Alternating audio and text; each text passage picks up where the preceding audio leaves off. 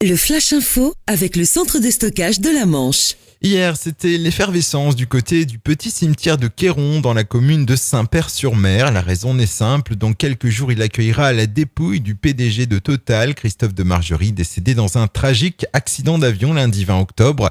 Le grand patron du groupe pétrolier reposera dans la partie la plus récente du cimetière de Queyron.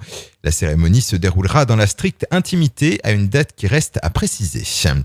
La grève des avocats à Cherbourg, un mouvement qui a débuté lundi pour une durée illimitée avec des conséquences sur les audiences, notamment devant le tribunal des enfants pour les comparutions immédiates qui sont renvoyées.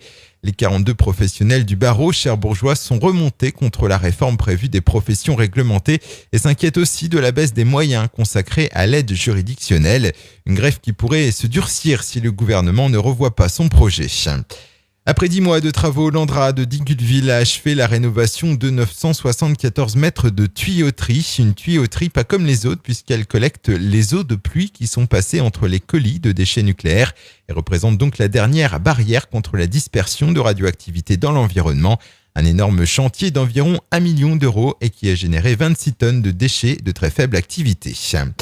Un fait divers à Cherbourg, un spectaculaire accident s'est produit hier soir vers 19h30 au carrefour de l'avenue César et de la rue du Diablotin, à proximité du complexe Chantraine. 2 voitures se sont percutées sans que les circonstances ne soient encore connues. Sous la violence du choc, l'un des 2 véhicules s'est retrouvé sur le toit. Son conducteur légèrement blessé a été transporté à l'hôpital Pasteur. La conductrice de l'autre voiture est indemne.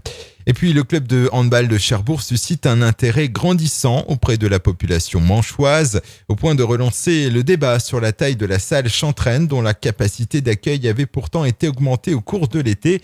En effet, avec plus de 2300 spectateurs de moyenne à chaque match, l'Antre des Mauves apparaît désormais trop petit pour accueillir tous les supporters de la JSC. Le Flash Info vous a été présenté par l'Andra, centre de stockage de la Manche à Digoulville. Pour en savoir plus et visiter notre centre, 0810 120 172, coup d'un appel local.